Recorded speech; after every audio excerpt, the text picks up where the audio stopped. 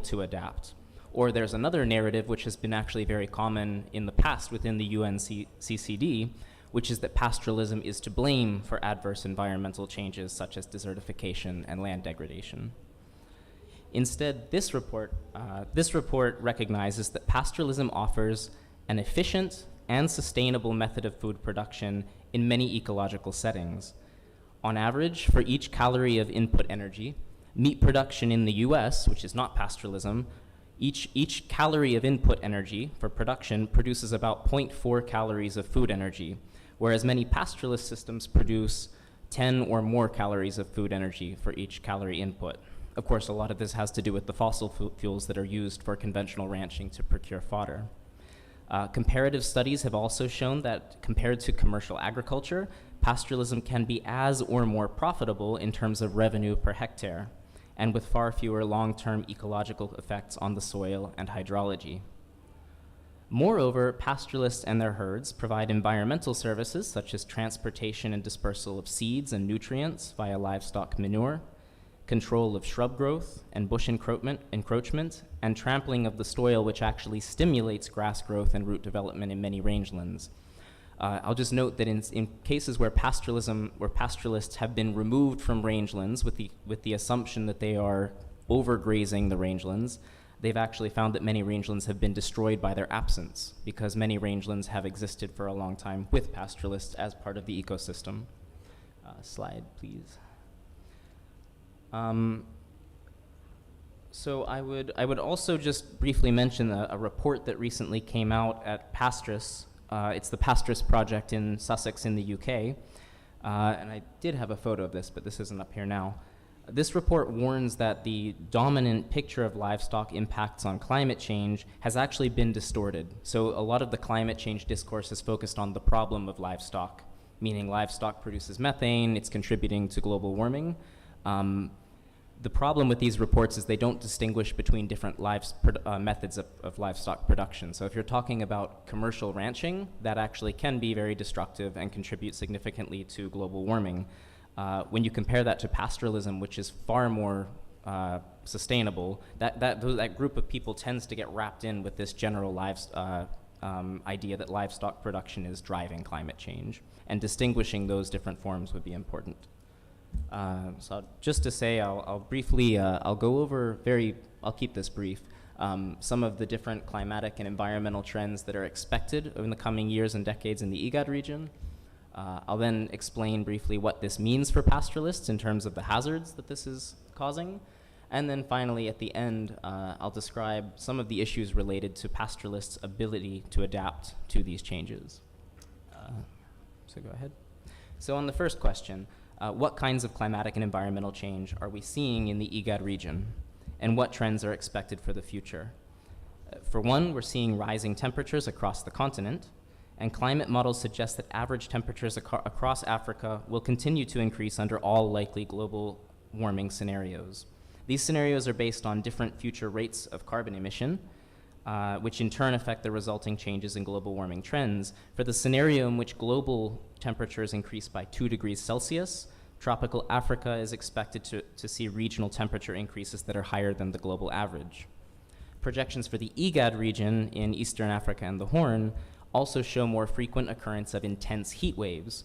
So some climate change scenarios project that by the year 2050, there will be 50 to 100 more days per year with extreme maximum temperatures exceeding 35 degrees Celsius.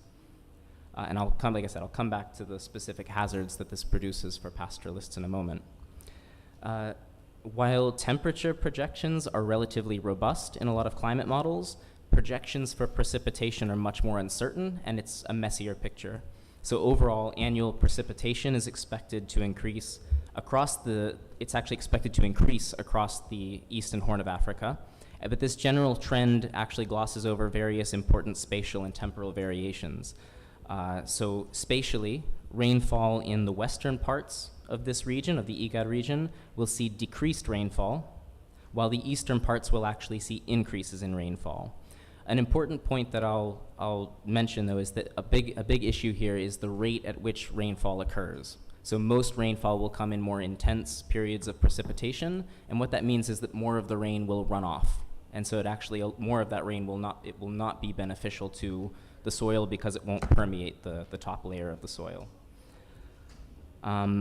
General projections also suggest more frequent extreme weather events, and on average, the intensity of both drought and flooding has increased in this region since the 1990s.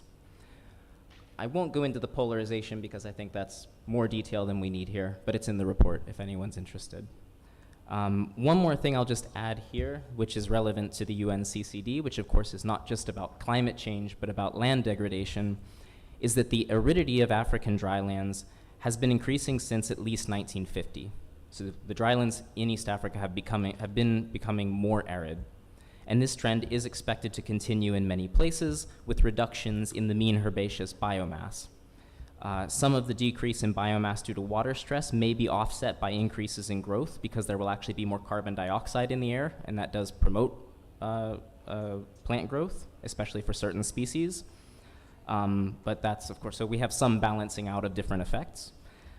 Existing land degradation in the Horn of Africa is only partially explained by rainfall decreases and may also be attributed to population increases and changing land use regimes. And a very important thing to point out here is that there has been increasing encroachment of commercial agricultural activities into the rangelands, which tends to be much less sustainable than the pastoralism that has long been practiced there.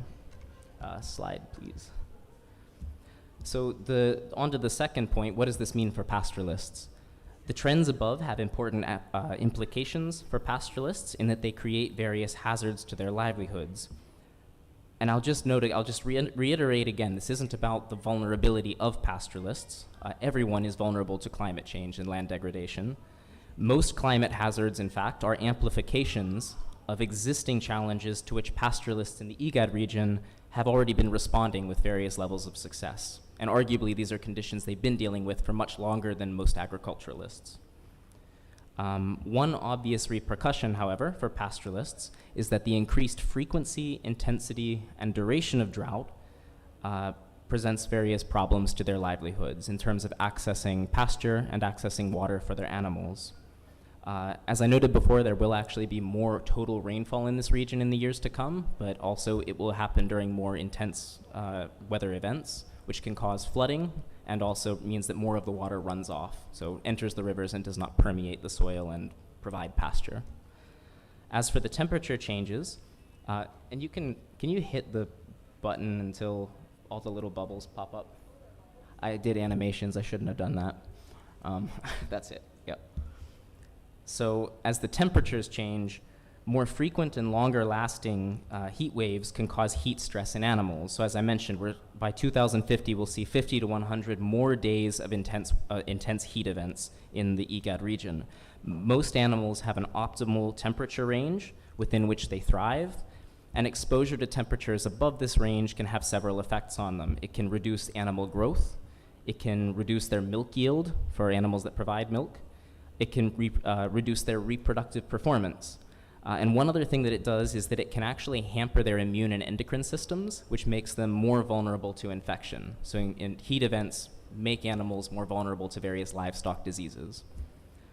Another effect that we'll also see is a change in the rangeland ecology may alter the distribution of different plant species within this area. So climate change is going to result in a change in the areas at which different vegetative species survive.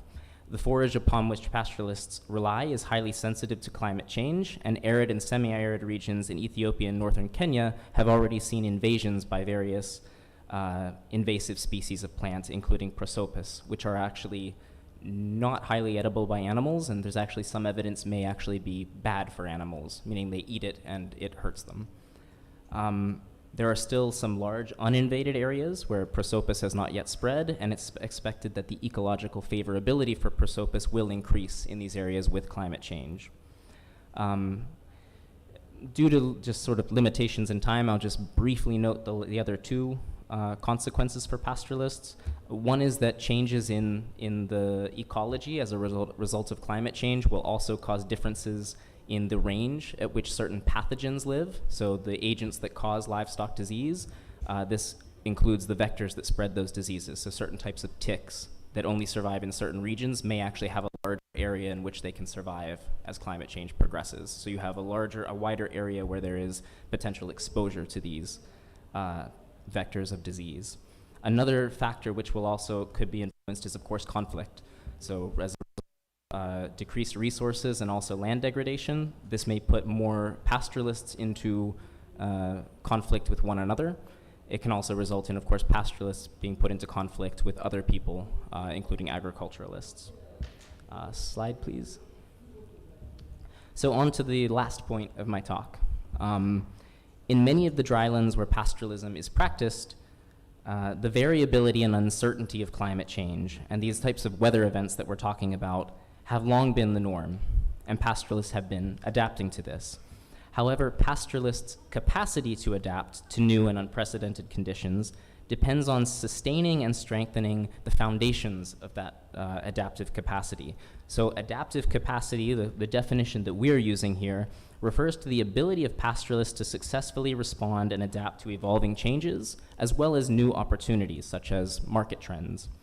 It relies heavily on another term that I'll briefly introduce, which is optionality. So optionality is the range of options at someone's disposal in order to deal with a challenge or take advantage of an opportunity. One fundamental form of optionality for pastoralists is the ability to move their herds. So again, what we often call transhumance or nomadism. The areas where pastoralists live have what we call patchy resource provision. So rather than an area where you know exactly where the rain is going to come, pastoralists need to move around in order to access rain as it appears in different areas. So you have wet season pastures, dry season pastures, and those different pastures and where they're located can change from year to year. So people need that flexibility to move around. Slide. So this is just, this is explained a bit further in the report, but the general point that I'll get at here is that we're suggesting a shift in the way that we think about pastoralists being affected by climate change. Rather than simply the idea that pastoralists are directly impacted by climate change, we're recognizing that pastoralists are actually generally quite well adapted to responding to climate change. The issue is actually that there are other factors which are reducing their ability to adapt, and these are often driven by certain forms of governance. This is on the right indicated by the red arrows. So you have land and resource enclosure, so the privatization of rangelands limits the spaces to which pastoralists can move. I will also note that includes international borders. A loss of local knowledge also means that there is less knowledge and fewer options for pastoralists to draw upon. So preserving their institutions and local knowledge is another factor that could actually sustain their optionality. And the final point is barriers to mobility. Barriers to pastoralists' ability to move reduces their optionality, reduces their ability to adapt to climate change and other environmental changes. So because international borders often traverse rangelands, they are a major barrier to herd mobility, and they are a debilitating restriction on optionality. Pastoralists cross borders for many reasons, to access seasonal pasture, to access salt licks, to access markets for better terms of trade for their animals, to escape droughts, to escape floods and other disasters, and to allow for vegetation in wet season to recover. So they need to leave certain areas to rest and move to other pastures to use those during that time. Just to provide an example, in Turkana County, which is where I work in northern Kenya as an anthropologist, you have a territorial section called the Nkamatak, which live near the Ugandan border, and each year around 40,000 people from this area migrate up the escarpment into Uganda and access the dry season pastures in Lotere. Practically speaking, there are very few physical barriers in their way because this is not a monitored border. However, Turkana herders living in Uganda are hampered by a lack of access to social services while they reside in Uganda. And they also there's a fear of physical insecurity from other local herders, as well as harassment from the military on that side, because they don't actually have the official right to be there. They're tolerated at times, but they do come into conflict with the UPDF. Rights to strategic mobility therefore require protections across international borders and not just within them. So just to wrap up, policies and programs to support pastoral resilience in the face of these changes often focus on promoting specific adaptations. While this may be beneficial in the short term, trends change. So climate change is not just a linear trend that we can fully predict.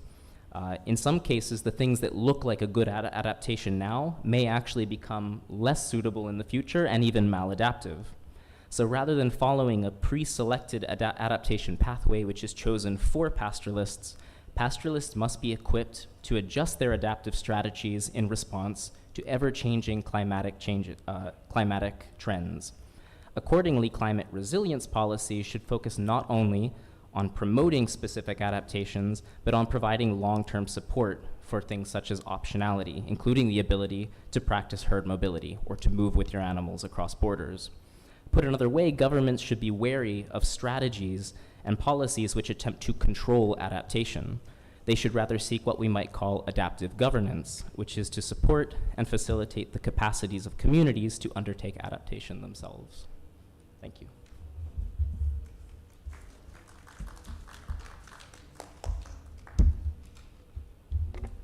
Thank you very much for that, Corey.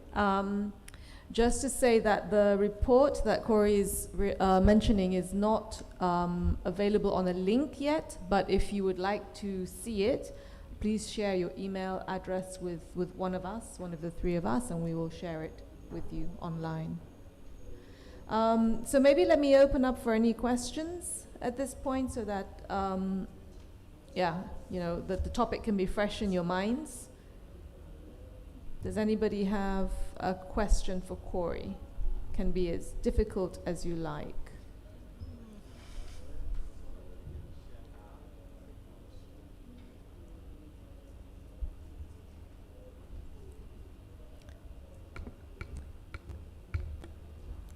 Hi, can I ask a question?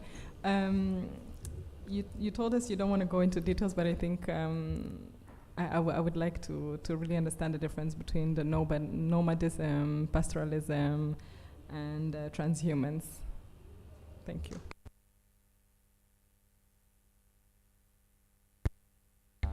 Sure. Okay, so one of the reasons I didn't explain it is that it's kind of one of these ideas that there are two different definitions for those things, but they aren't necessarily different themselves. They're often practiced together.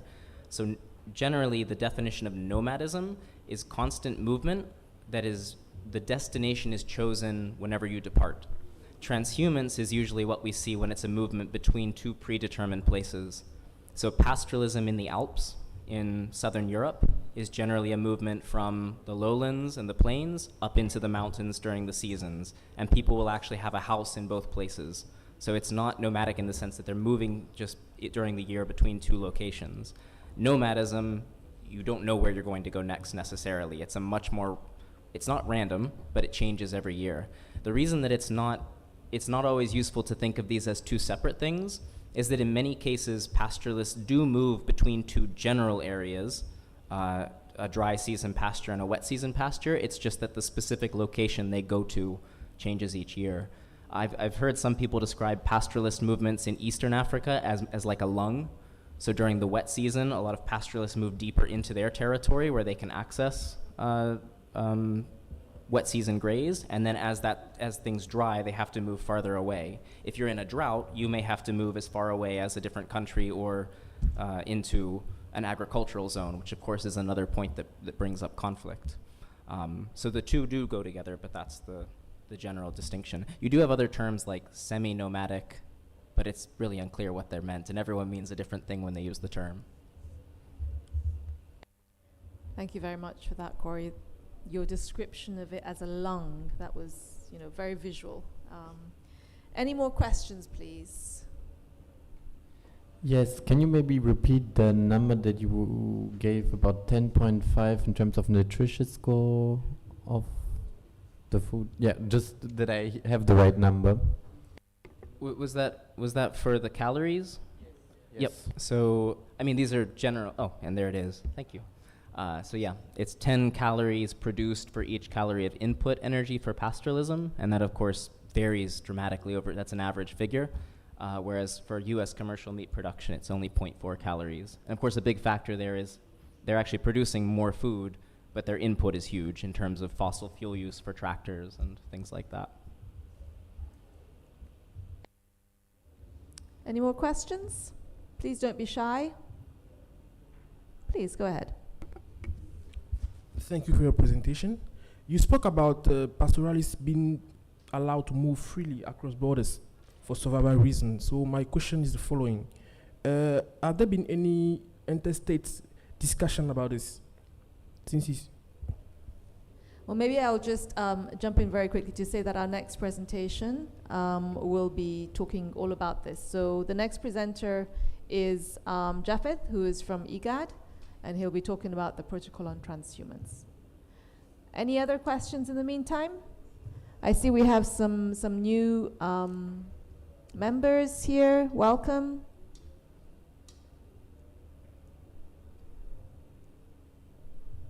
I think you're all very shy, but never mind. Maybe we move on to the next presenter. So the next presenter, as I mentioned, is Japheth. Japheth is a transhumance expert in IGAD, and he will be telling us a bit about the protocol on transhumance. Let me just pull up his presentation. There you go. Welcome, Japheth. Thank you so much, Lisa, and is it good afternoon, all of you.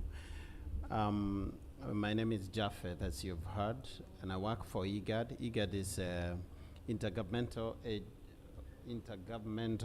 agency on development. It's an organization that comprises 6 countries. It's a member state agency, and therefore comprises Djibouti, Ethiopia, Kenya, Somalia, South Sudan, Sudan, and Uganda. And therefore, it's good to understand the region. It sits within the Horn of Africa, and so hosted with its headquarters in Djibouti. However, it has what we call specialized centers in several countries, including in Kenya, Ethiopia, even in Uganda, and in Sudan. So it's good to also record that IGAD region comprises of 230 million people. I think we can move ahead, Lisa. Again, comprises over 230 million people, which is more than a quarter of the continental population. It's a main economic, the economic mainstay of the region is agriculture, and the agriculture, I mean crops and livestock production. Largely, the livestock production is done within the pastoral regions, and therefore, actually, the region has the largest number of livestock in terms of the continent, about 532 million. We can move to the next slide. 502 million livestock. Of that, more than 375 is small ruminants. I know that still the other regions also have quite a lot of livestock, but we also, within the figures, the IGAD region hosts the largest groupings of pastoralists. The communities, many practicing pastoralism. Actually, it has more than 70% land being ASAL, arid and semi-arid, and these are the places where the pastoralists reside. These regions are also along the border regions of the countries themselves. It's good to note that the agricultural GDP, by and large, much of it, more than 50% of most of the IGAD countries is from the livestock production. And generally within the countries, the GDP contribution by the livestock production and pastoralism is between 20 and 30. Some of the countries like Somalia, which have more arid than the other countries, what's practiced there mainly is the livestock production. Sudan, South Sudan. South Sudan has the largest, it's self-sufficient in terms of livestock production. And so if I can give just some estimate of the figures, as you see there, the region exports more than 10 million live animals. If you can move, it is a huge coastal region bordering the Indian Ocean and the Red Sea. The port of Djibouti is a very busy port in terms of export of livestock from Ethiopia and such regions. Somalia has a very expansive coastal region with several ports, including Berbera, Mogadishu, being ports that export live animals and also meat metric tons. We export about 41,000 metric tons to the MENA countries. These are Middle East countries and the North African countries. So this being the overview, there are so many other things that I could talk about the region, but I just wanted to make this kind of a state of play in terms of livestock focus. There are other things, including migration complexities in that region. It's one of the regions which has a lot of mixed migration dynamics, because there's a lot of movement between there and the GCC countries. And so you'll find quite a lot of irregular migration. And so IGAD is working with its partners on all this. Let me just talk a little about the pastoralism and other competing rights in the region. The climate change effects, especially drought, is one of the major drivers for dryland ecosystem, and that is where pastoralists are residing. The other effects would include animal death, the effects of climate change in the region, especially the drought, causes animal death, displacement, conflicts, and also at some point we have experienced the pastoral dropouts. There is a lot of other competing factors, including the wildlife competition with the pastoralism, especially in the regions like Uganda, in Kenya, the Maasai communities, and also in Ethiopia. So where pastoralism, they are competing over the same regions with the wildlife for grass and also for tourism.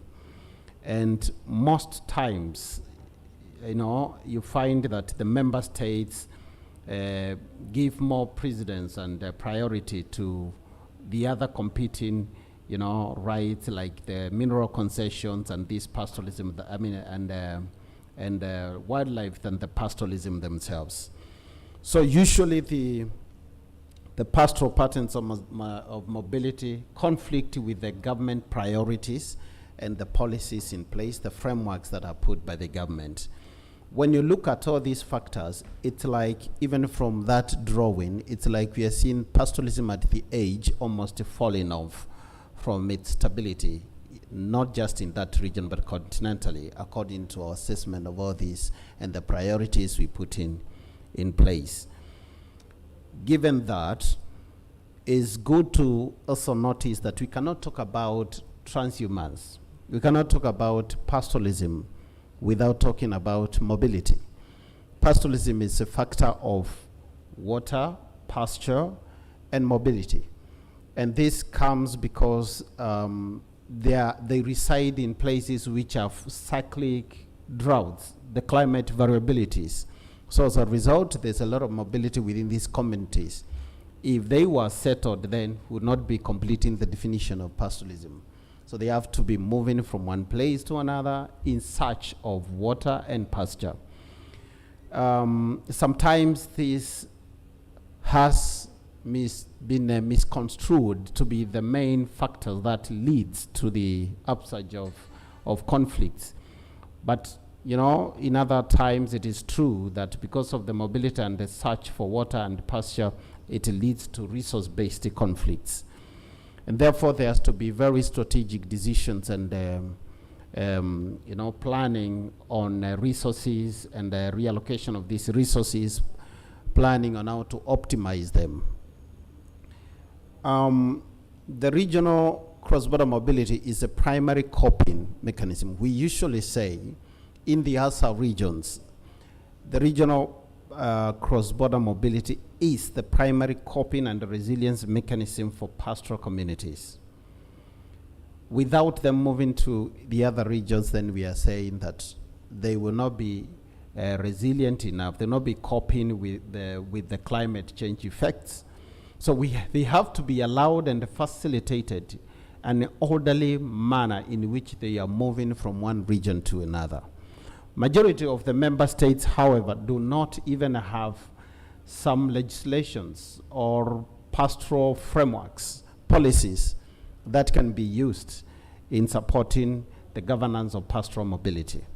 It is against this backdrop that, or background that the IGAD came together, brought its member states together, and they started discussing about coming up with a pastoral or transhumance protocol that would govern the mobility of pastoralists, herders and their livestock between one country to the other, such that the herders can move when it is dry in their country to another country, formally hosted by those that are the communities in a different country, treated well like the citizens of that country, and go back when it is well. So, yeah. I think you went back, move forward again. Yeah, there. So the IGAD came up with a protocol on transhumance, which was adopted by the Council of Ministers, the IGAD Council of Ministers, last year, 2021 in June, on 24th of June last year. And this protocol is a very key instrument of managing the pastoral mobility, managing, investment in those regions. What is it about? Why do we need it? What is it going to achieve? The protocol on transhumance in the IGAD region, in terms of supporting also the ecosystem, in terms of helping in managing such a huge percentage of population. By the way, they constitute about 30% of the population. No, not 30, sorry, about 50 million of the people residing in the IGAD region are pastoralists. And therefore, the objective of coming up with these protocols, one, to ensure that there is going to be an orderly movement between one country to another. The pastoralists have been moving just in an ad hoc manner, in a very irregular manner, considered to be irregular migrants, but such that they can move from one country within a framework, which is a regional framework, and a recognized framework by the member states. So now, the mobility between these countries by the pastoralists is going to be free. It's promoting free regime for pastoral communities. When you're talking about free movement, regime of free movement in the regions, we would not want to see the pastoral communities being left out. And therefore, it's a way of promoting free, safe, and orderly cross-border mobility for access to pasture and water by these pastoral communities. Secondly, the protocol comes in very timely to support the commitment of the member states in investing adequate resources to those border communities, which are the pastoral communities.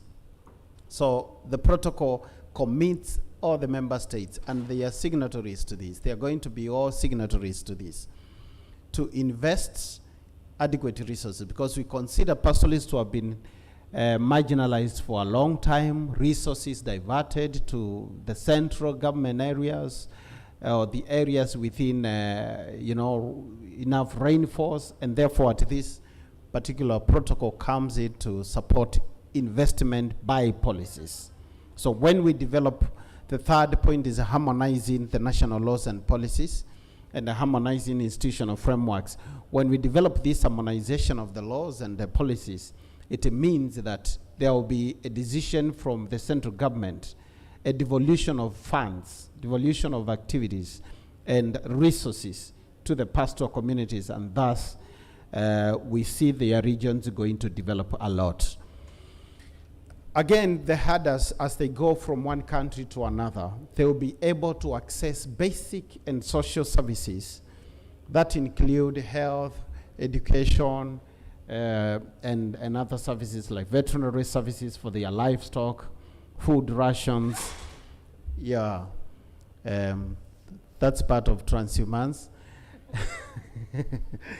And then lastly, we'll be looking at improving surveillance. The protocol helps to improve monitoring and the surveilling the mobility of the herd themselves and also the herders.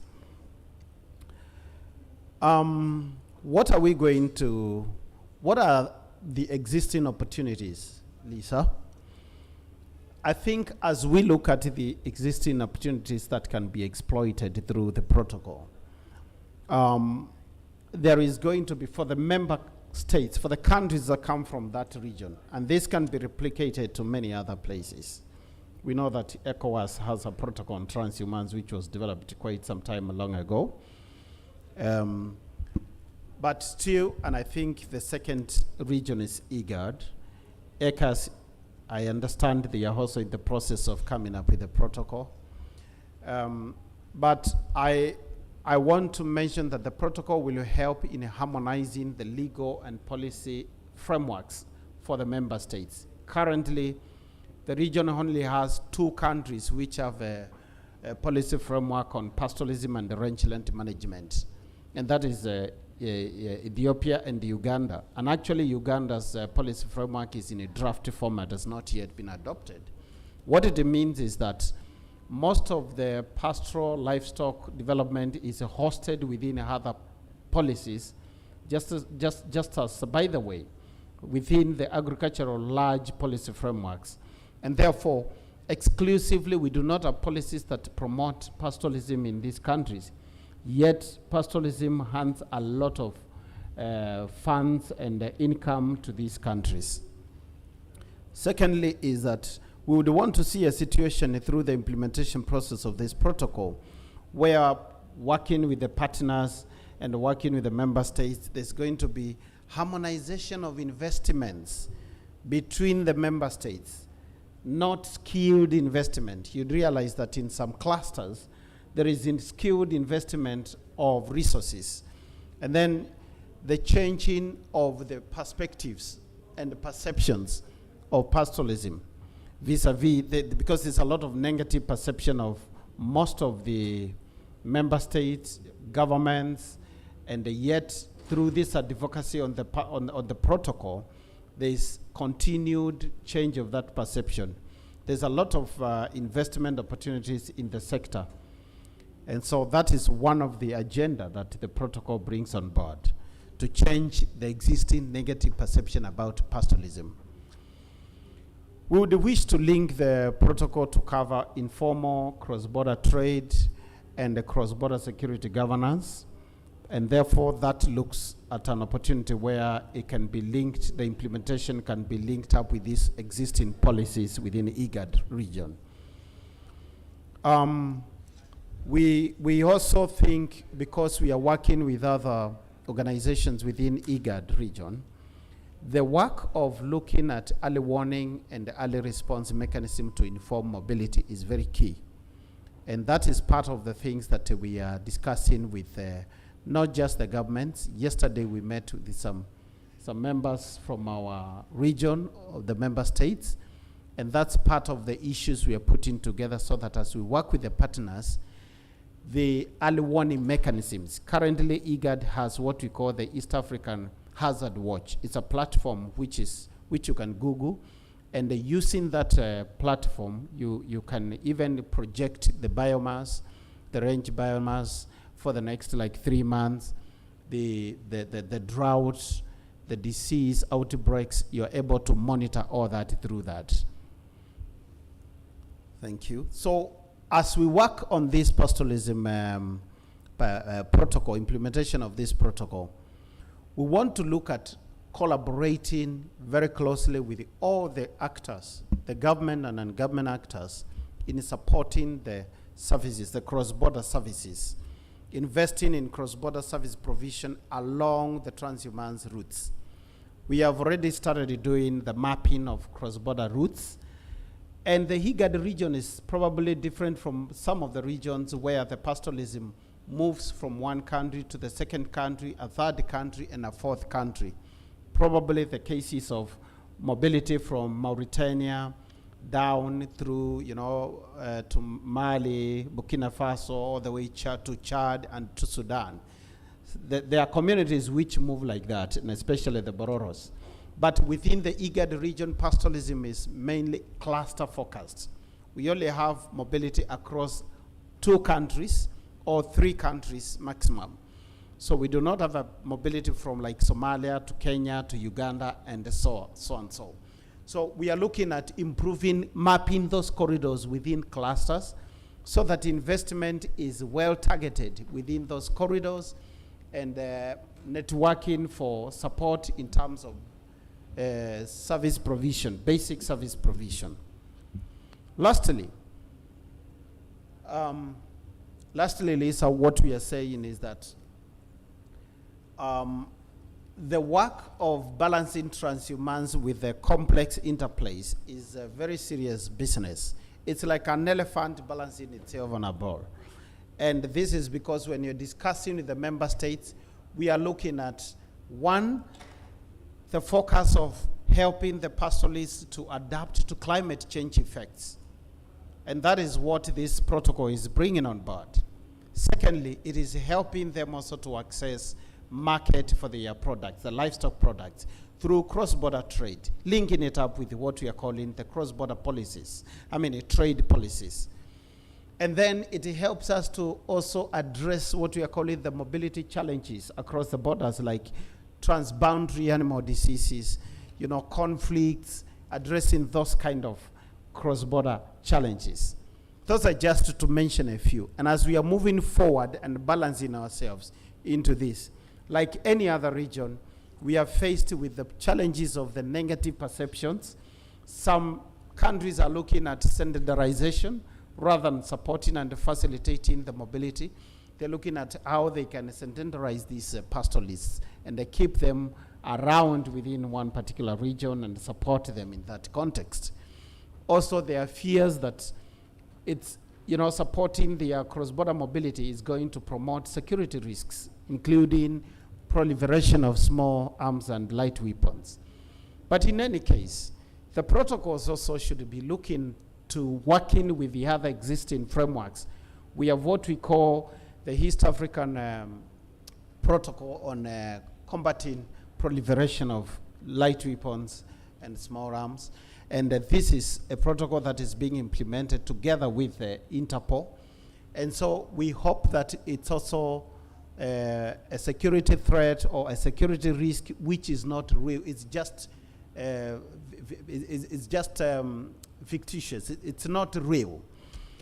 And then there's a challenge of the international border disputes. The region, like most of the regions, we have a lot of those border challenges. I remember I was having discussions between Uganda, South Sudan, Ethiopia, and Kenya recently. And as we are looking at mapping of the border region, they are also asking about the contestations on a region we call Ilemi Triangle, where some people, the South Sudanese are claiming a certain region belongs to South Sudan, Kenya is claiming it, and so those kind of challenges become a backdrop, and that limits our support from the member states. With all this put together then, we are working in balancing this delicately as we do close consultations with the member states. These consultations began in 2017 up to today, and we are seeing a lot of progress in this. Thank you. Merci beaucoup.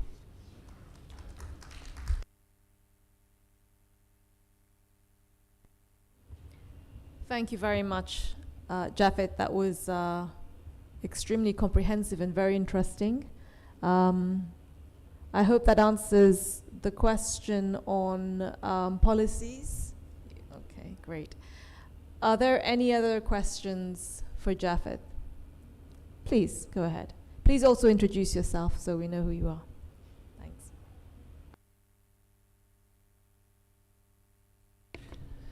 Hello, thank you for this Very interesting presentation. I'm Alexandre Ikovic, working in CIRAD, French Institution for Research, and I've been working for 18 years in West Africa.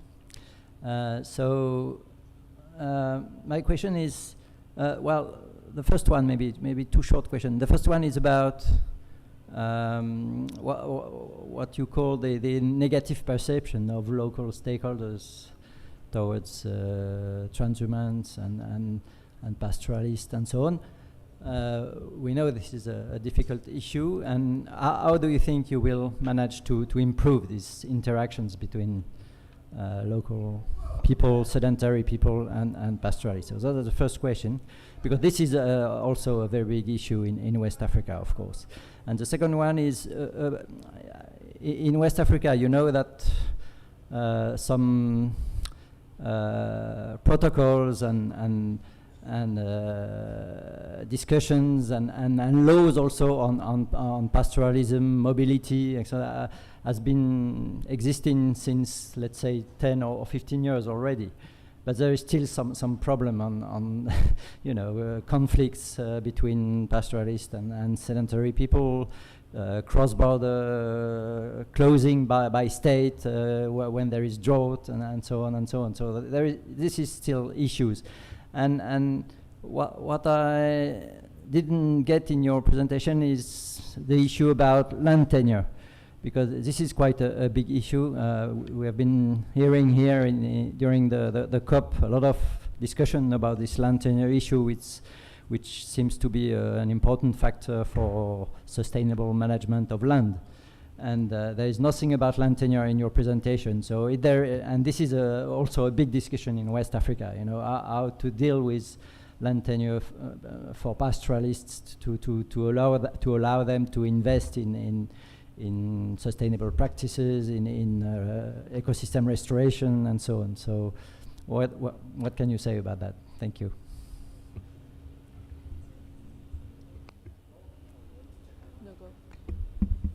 Okay, thank you. That's quite comprehensive and clear. As part of the implementation process of the protocol, because we've been discussing with the member states, when we started in 2017, bringing the member states together to discuss about the putting up this protocol and bringing up, you know, the discussions around the roadmap to implement it, actualization of it.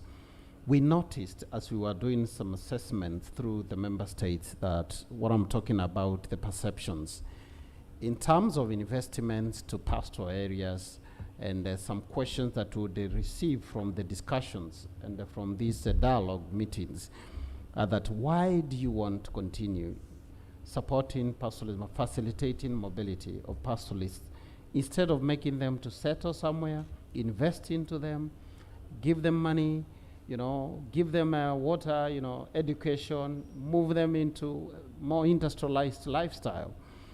And, you know, researchers have shown that in the ASAL regions that the best sustainable investment is livestock keeping. The pastoral livestock keeping is the best livelihood venture that you can have in those regions.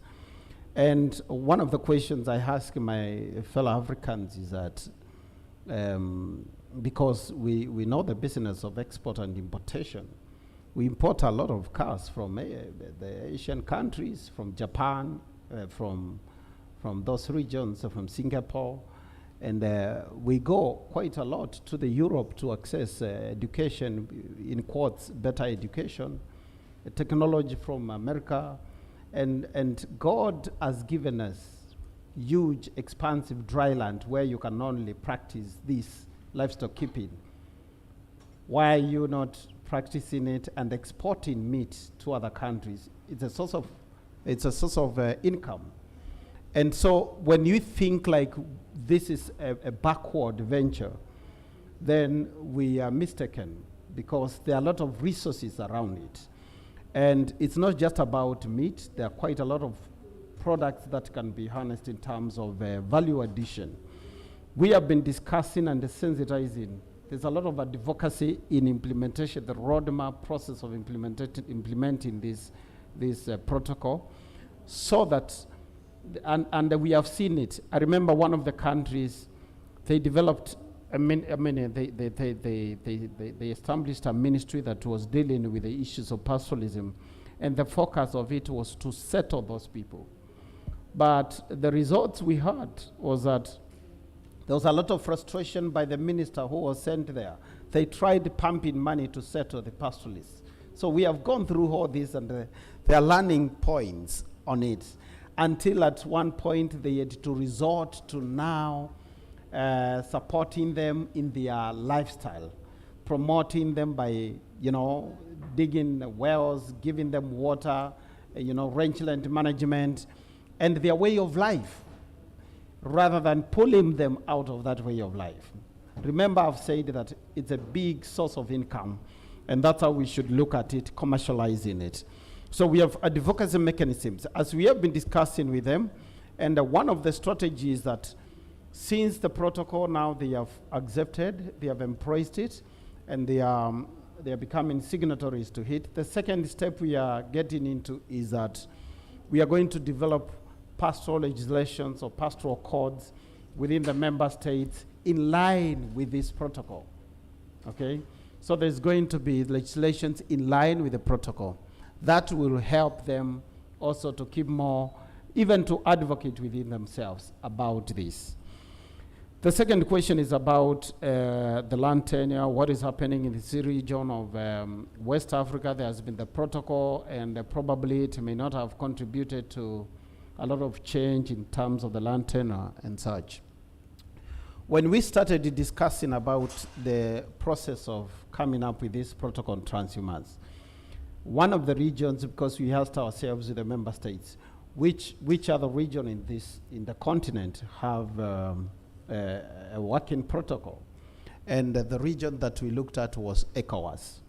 And we've had some missions, learning missions to ECOWAS. I remember we went to Niger, we went to Burkina Faso. We visited some of those countries, and we had discussions with the ASALs. We did not only learn the successes of the protocol in this region, but also we learned about the failures, so that as we move ahead, we can also avoid some of the pitfalls. And so we believe that now the member states are well aware of some of the challenges. And part of the highly recommended phase of implementation is mapping not just of the transhumance routes, but also designating particular corridors and the grazing land in those areas. And once that is finalized, that it is designated, we are working with the local authorities, we are working with the ministries, and also the local communities. So once they are designated areas, the third phase is demarcating them, particularly and exclusively for pastoral mobility and access for grazing. And therefore, that we think, by and large, will be helping in protecting their land, because the challenge has been encroachment. The competing, I talked about the other competing factors, where the land is, in some cases, like in Turkana, where there is exploration of some minerals, and the whole land is fenced without consultation of the pastoralists who have been grazing there. And therefore, they are pushed out of the land. So with this kind of demarcations and the designation of those lands, working with the ministries of land, we have a land governance unit in IGAD, which is working with us towards this, to ensure that there is going to be secured land for these communities. Thank you.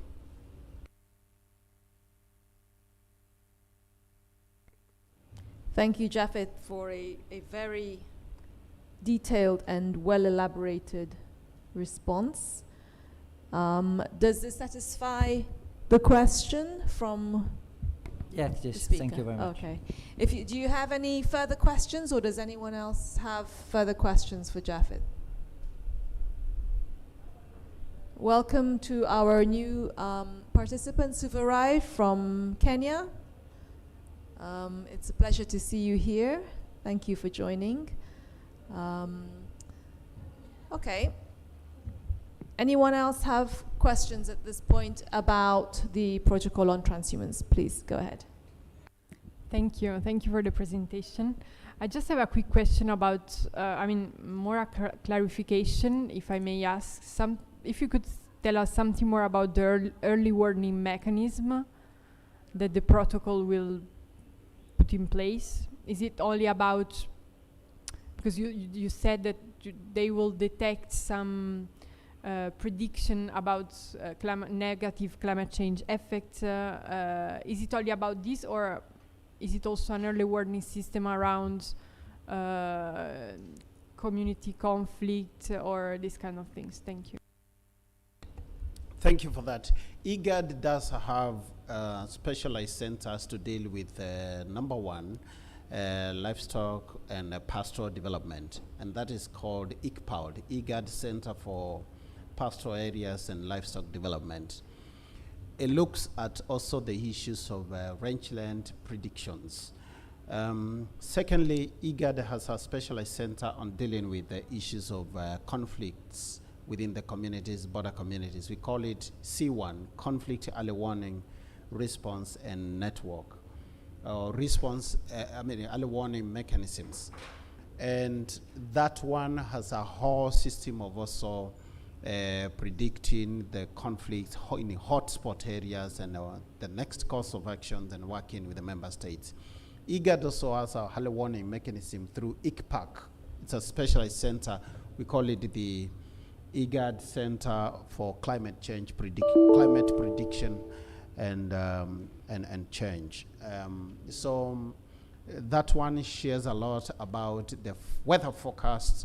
And you know, with the weather forecast and in the next 3 months, when you know how the situation is going to be like, whether it's going to be drought, it's likely to also predict the mobility of the people in such kind of an ASAL regions. So the models that we are developing in terms of implementing this protocol, integrate all this such that we are able, our GIS and remote sensing expert who sits at the ICPAD, where the implementation of this protocol is housed, is already working on this. We have already managed to work around the rangeland and biomass prediction for the next, and also water remote sensing, which gives a prediction for at most 3 months. And it's now incorporating, working with the C1 on also conflict early warnings. It's also incorporating on all those, including the disease control, outbreaks. Sometimes when there are outbreaks within one country, within those border regions, there is quarantine measures which look at the whole cluster for the sake of the communities which are bordering each other. And it's good to mention that through ICPAD, also IGAD has what we call bilateral and multilateral agreements on animal health services between all the member states, between Kenya, Uganda, South Sudan, and Ethiopia. One multilateral agreement within that cluster. There's one between Kenya and Ethiopia. There's one between Djibouti and Ethiopia. There's one between South Sudan and Sudan. So we have bilateral agreements on animal health support that helps us to do joint veterinary support, surveillance, and also disease responses to TADs, transboundary animal diseases. Thank you. I hope I answered. Thank you, Japhet. Any more questions? Nope. All right. Then we'll move on very quickly to the last presentation before we go for closing remarks. And this is IOM, the International Organization for Migration. And I'm just going to very quickly go through a little bit about the work that we do in the Eastern Horn of Africa, which is the region that I'm coming from, and how that contributes to ecosystem preservation. I won't go in great detail, and I'll explain a little bit about the different ways that we work. So first of all, I will explain a little bit about kind of maybe the more strategic vision that we have for the region. We have this regional strategy which essentially guides the way that we work, and there were 5 strategic priorities that were identified together with all of our member states and our regional economic communities. One of them is very clearly on climate change and natural resource management. I also wanted to mention that we also look at the link between COVID-19 and zoonotic diseases. That's also embedded in our strategy. It was during the COVID period that we developed the strategy, and there was a lot of concern about the trend of the growing trend of zoonotic diseases and the knowledge or understanding that livestock acts as a bridge between diseases from wildlife and diseases, jumping to humans. And with a lot of the issues related to environmental degradation in the region, the risk of transmission of disease is particularly concerning for IOM. Also, we are very much concerned about sort of the propagation of vector-borne diseases such as malaria and dengue, and heat stress, amongst others. We've had a massive locust invasion in our region. So climate change and the impact on the ecosystems and thus the impact on humans plays a very big role in our strategy. We also work, so we work in different ways. We work at a policy level, we work on research, and we work directly with communities. And this is why I'm here today with a group that represents basically the work that we do on policy level and the research that we do in the region. On policy, we have a massive database. There's a link there, which is our environmental portal. It's a massive database of policy briefs and from all over the world on all the different types of topics that relate to climate change, environmental degradation, and the link to human mobility. And in our region specifically, we work with IGAD on their transhumance policy, but also on the policy, on the protocol on the free movement of persons. And we also work at a policy level with governments, with national governments, with our member states, on policy cohesion, on basically making the policies that are developed for migration talk to the policies that are developed for the environment. We also work, as I said, on research, and in this particular case, we've worked on regional research, on transhumance with Corey, but we also work on research at the national level, and we look at how environmental degradation affects human mobility and adaptation options in different countries. For example, we also look at how that plays out in different contexts in different countries. Like in Uganda, we looked at how climate change impacted on the cattle corridor and the mountainous areas and the lowlands, so where the farms are, and how that impacted on human mobility.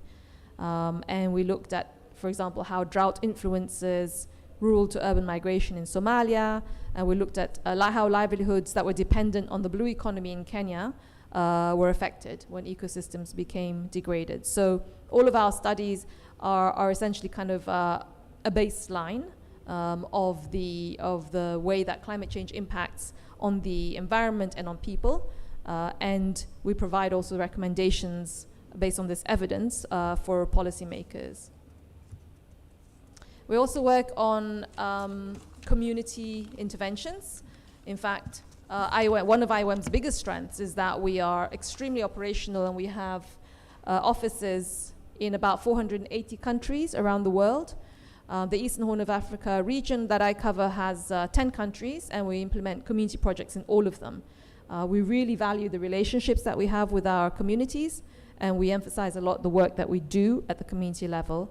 And here are just some examples of the types of, some of the types of work we do. So this one here is Ethiopia, where we, under an EU-funded joint initiative program for sustainable reintegration, we worked with communities who had migrated irregularly from Ethiopia because their farms were no longer able to sustain their lives and their livelihoods due to environmental degradation. And we worked on flood water management, on reforestation, on agroforestry methods to kind of restore the slopes of the watershed and to rebuild productive and sustainable farms that essentially rebalance the environment and maintains the ecosystem in the area. Aside from the green economy, we also work on the blue economy and conservation of freshwater and marine ecosystems. So in Kenya, for example, in Tana River, we've been working on cleaning the riverbanks to reduce pollutants in the river and training local communities in sustainable fishing practices. And then in Ethiopia, also we've worked on rehabilitation of the lakeshore and fish restocking to improve the biodiversity of the lake. So these are just a few examples of the different types of work that we do. That's it. Any questions?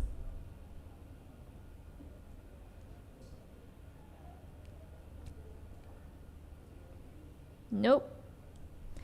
Okay, well, thank you very much, everyone, for being here today. And I will maybe just ask our representative from IOM Côte d'Ivoire to introduce herself and do some closing remarks for us. Thank you so much, Lisa. And thank you all for your participation during this side event. That's what I first wanted to say. So thank you so much for coming. I know it's the last day or the almost last day of COP15, but we made it.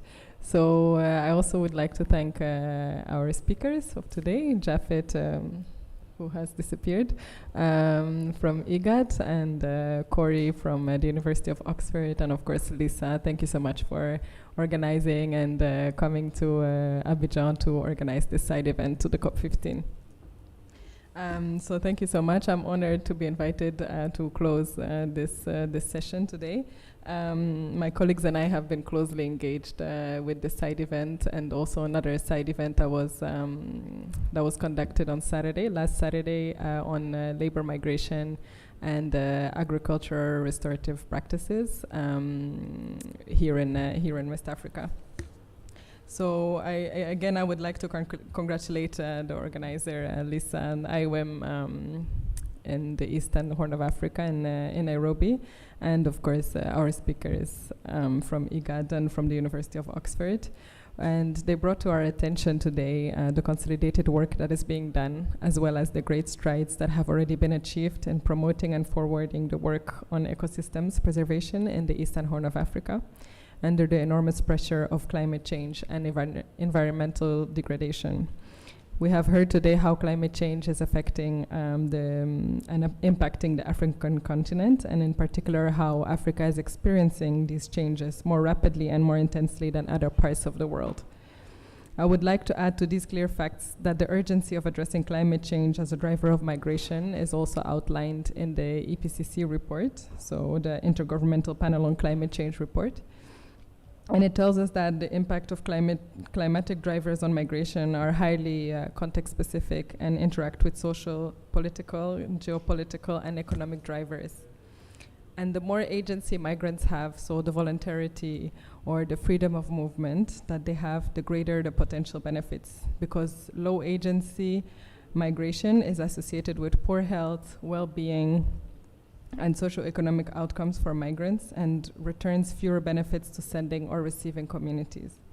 And involuntary migration occurs when adaptation alternatives are exhausted or not feasible. So we must always remember that human mobility has a direct influence on the environment, and that conversely, the environment has a direct influence on human mobility. And today we have heard from our guest speaker from the University of Oxford, from Corey, about how pastoralism is critical to the maintenance and preservation of the ASAL ecosystems, which is a clear example of the connection between human mobility and the environment. Then we have heard from Jafet our esteemed speaker from the IGAD Center, about how governments supported by the UN and by other agencies are working hard to develop overarching policies and frameworks that protect both the ASAL ecosystems as well as the populations whose livelihoods depend on it. And this is what our side event was about. So it was about how we work with our partners, it was about how we support mobile populations, and it was about making sure that our future ecosystems are viable enough to allow our new generations to adapt to their changing climate. So when we talk about how we work with our partners, it's to make sure that we consider the impacts of environmental degradation on human mobility and vice versa. When we talk about how we support mobile populations and those who are highly dependent on natural resources, such as pastoralists, so they are able to use migration as an adaptation strategy, rather than lose their livelihoods and plunge into poverty and greater vulnerability. And then, as I said, the third one is to make sure that our future ecosystems are viable enough to allow our new generations to adapt to their changing climate. And then simultaneously, we are celebrating the first International Migration Review Forum in New York. So it's the first review of the GCM, the Global Compact of Migration, which is, we are celebrating this at this, I think it was from the 14th to the 18th, if I recall well. Anyway, so it's the IMRF in New York that is being held right now in New York. And UN agencies and academia and other stakeholders must work together to forward the objectives of the GCM, so the Global Compact for Migration, and also continue to strive towards meeting the Sustainable Development Goals, more particularly SDG 15 in this sense. And SDG 15 talks about protecting, restoring, and promoting sustainable use of terrestrial ecosystems, sustainably managed forests, combat desertification, halt and reverse land degradation, and halt biodiversity loss. So now, why are the arid and semi-arid lands so ASAL and the populations they sustain of interest and of importance to IOM, the International Organization for Migration, and why do we work in close partnership with IGAD and with the academia on this topic? So many initiatives are being developed that support the restoration, preservation, and management of African ecosystems, thus ensuring that our future generations have opportunities for climate change adaptation.